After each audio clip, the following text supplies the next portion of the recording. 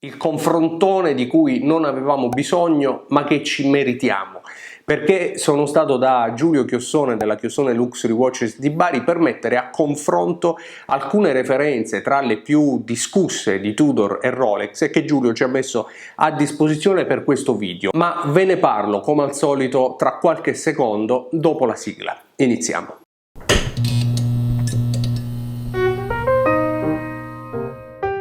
Avevamo bisogno di un confronto tra Rolex e Tudor, tra i GMT delle due maison, tra i due GMT più discussi, più amati, più odiati, comunque i GMT che accentrano la curiosità degli appassionati. Probabilmente no. Però credo che anche sia abbastanza simpatico, curioso parlare di queste referenze, perché sono delle referenze che tra di loro sicuramente hanno dei punti in comune, ma sono anche molto diverse tra loro. Di sicuro il loro confronto desta la curiosità almeno di capire quanto sono diversi, e sebbene i GMT Pepsi abbiamo già avuto modo di vederli varie volte anche su questo canale, sia di Rolex sia di Tudor, il confronto che forse più incuriosisce è quello dei due root beer,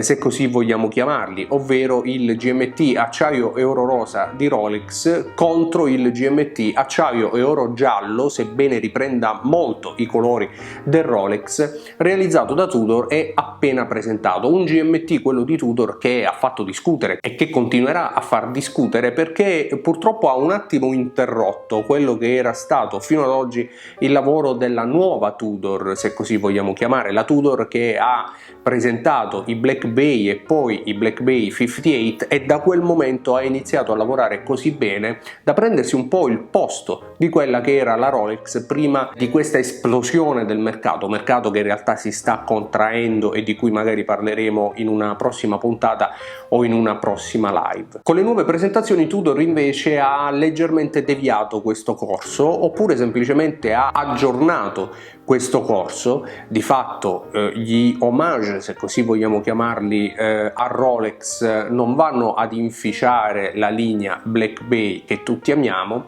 e che sono ripresi questi homage dal root beer in questione, che riprende un Rolex moderno e attualmente in produzione, ma anche dal Black Bay Pro, che in ogni caso riprende il freccione di Rolex, ovvero un orologio vintage e fuori produzione, anche se in realtà in questo caso il Black Bay Pro è sicuramente diverso dal freccione, mantiene tutte le caratteristiche Tudor, che piacciono o meno, ma questo è un fatto oggettivo. Il root beer di Tudor invece, il GMT acciaio e oro, va a riprendere in pratica pedissequamente quelle che sono le linee stilistiche, i tratti caratteristici del GMT root beer di Rolex, a partire dal quadrante nero per arrivare alla lunetta caratteristica e iconica, unica di Rolex, ovvero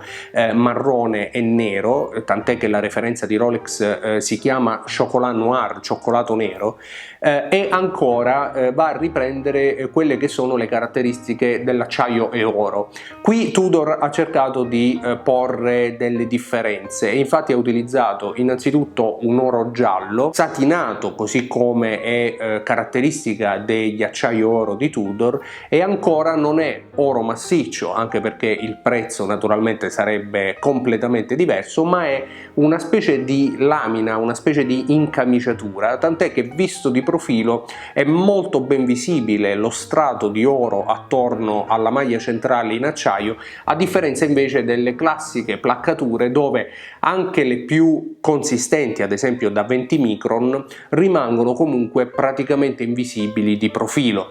sebbene siano molto resistenti. Nel caso di Tudor invece abbiamo una lavorazione completamente diversa, molto più preziosa e sicuramente di grande livello, a differenza di una semplice placcatura. Al di là delle pure e mere differenze estetiche tra i Rolex e tra i Tudor, tra il Pepsi e il root beer delle due maison, che poi fanno parte dell'unico gruppo dove sappiamo che Tudor è una controllata di fatto da Rolex, andrebbe un po' analizzato, e questo mi piacerebbe farlo assieme a voi nei commenti, quelle che sono le differenze percepite da parte degli utenti nei confronti di Rolex e nei confronti di Tudor, e cioè all'interno del catalogo delle due maison dove si collocano questi due orologi, in particolare quelli di Tudor, e cioè perché Tudor oggi ci propone un GMT Pepsi e anche un GMT Root Beer. Ecco, io sinceramente ho criticato abbastanza questa scelta di Tudor,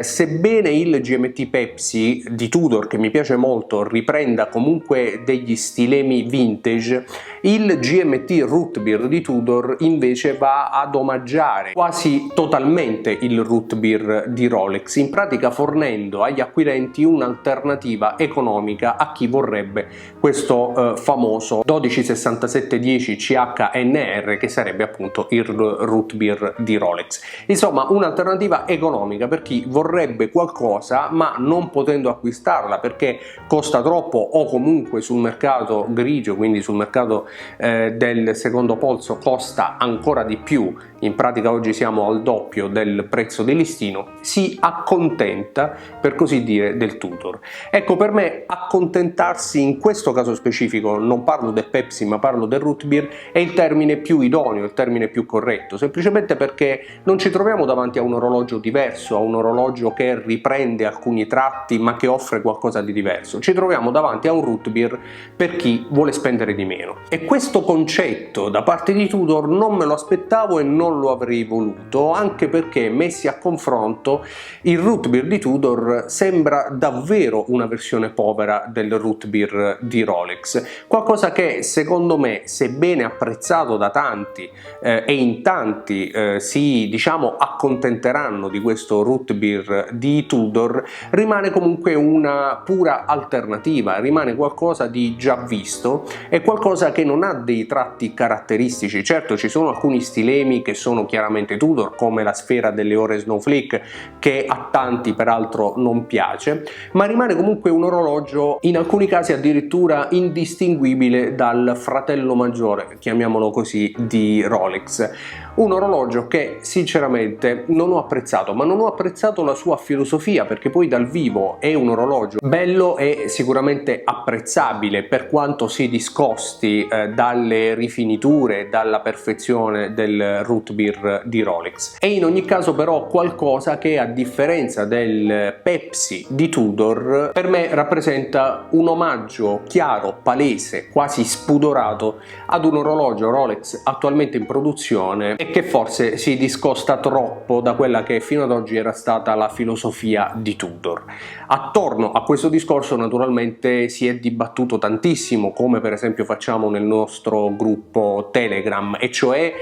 proprio rispetto alla filosofia di Tudor, che è sempre stata quella di omaggiare in qualche modo Rolex, addirittura realizzando orologi praticamente identici anche in passato, soprattutto nel vintage. È vero, però io in particolare sto parlando della Tudor attuale, come ho detto all'inizio di questo video, una Tudor che si era discostata, si era affrancata dall'immagine della sorella minore di Rolex e che stava lavorando, anche richiamando il proprio heritage, in maniera un po' diversa. Certo è che qualcuno potrebbe leggere questo Root Beer di Tudor come un omaggio al vintage di Rolex, potrebbe anche essere, soltanto che a differenza del Root Beer odierno, il vintage aveva per esempio il quadrante marrone che lo distingueva in maniera chiara e precisa dal Root Beer moderno, così come la ghiera non era marrone e nera ma era marrone e gialla, e questa altra differenza abissale che